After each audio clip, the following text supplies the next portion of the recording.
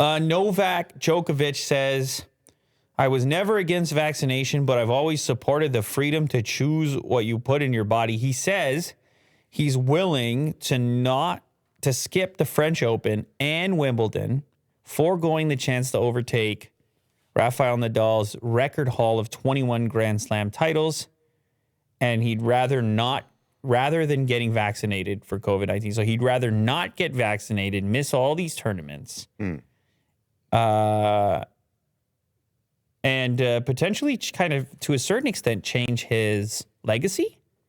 Yeah. But when people start talking about the greatest, I mean, he has obviously a shot at, if not already, the greatest. Although people in anything in sports are going to have their own opinions. You got like Federer, Nadal, or Djokovic, I guess, are in the conversation over there. But holy, taking a stand.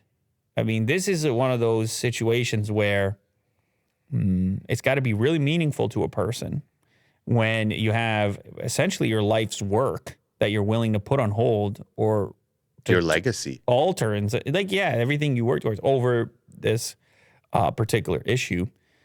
I don't know. Maybe he also thinks if he waits it out, because as you've seen, things are kind of changing around the world. There's a lot of movement in the original approach to I think I saw today another country, the Netherlands.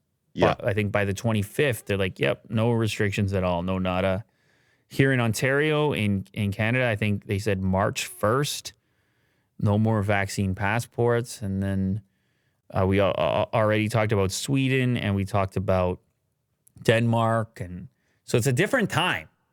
And so I'm not really sure, maybe it's about the statement, and the position could also be about timing and him just thinking, I got time. I'll figure it out. He'll ride it out. I'll ride it. I went this far. I'm riding it out. Or maybe he thinks that they'll change their policies, right? That he'll do this, and then they would say, and French Open would say, all right, fine, come. But I don't know, because you remember the whole thing in Australia when it all kicked off. Mm-hmm.